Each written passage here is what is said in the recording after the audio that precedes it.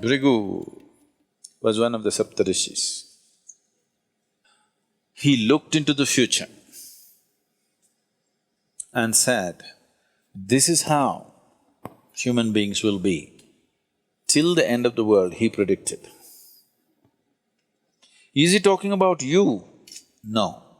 He is talking about humanity as to how it will evolve, what it will do. And if the many combinations and permutations, if they are this kind, what will come towards them? If they are that kind, what will come towards them? Like this, he wrote a map. I want you to see this as a sketch. Suppose you make a sketch of the movement of the wind. Here low pressure is happening means we know wind is going to go there. High pressure is happening means we know wind is going to go away from that. So he made a map of humanity. Human consciousness, if it's like this, he will move here, he will move into this kind of womb, he will attract these kind of things, this will happen, that will happen, like this, elaborately he went into the whole thing. So Bhrigu Samhita this was called, this is a map of human consciousness till the end of this solar system. How human beings will evolve, what types of human beings will come, what are all the things which will factor. How to read this? He trained people. If an elaborate map is made of something, suppose you take have you seen a topographical map? Not the regular map. Have you seen the Geological Survey of India or the United States, they have this thing. Have you seen these maps? It will take a certain amount of training to read the map, it's all written there. Or have you seen the aeronautical maps? They're really complex, okay? If you want to fly from one part of the world to another, there is an aeronautical map. Unless you're well-trained, I've gone through these exams and I've passed the exams, but I don't think I can navigate from here to, let's say, South America successfully, because the planet is round, it's spinning, time zones are changing, all this is factored into the map. Somebody who knows how to read it, in 2 minutes he knows exactly what it is, coordinates he will write and he knows where to go. Otherwise, if you don't know how to read it, you spend days with it, months with it, you do not know.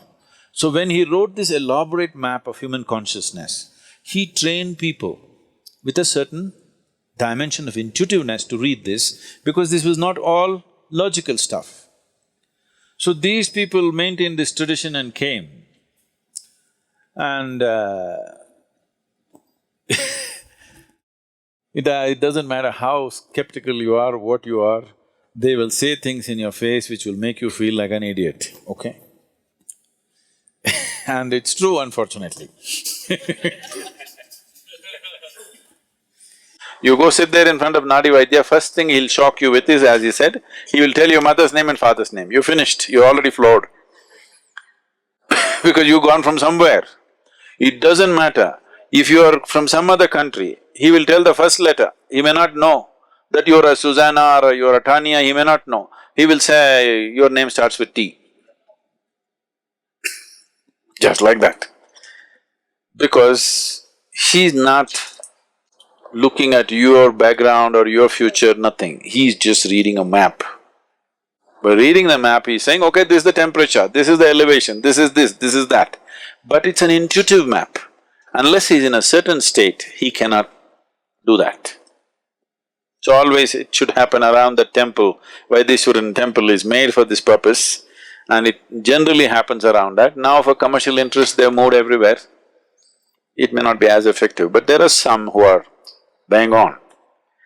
But if you're on the spiritual path, he will refuse to predict your future, if he's a genuine one, always.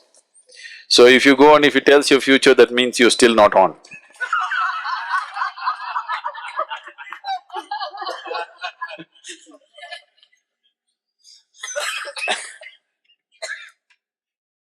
So,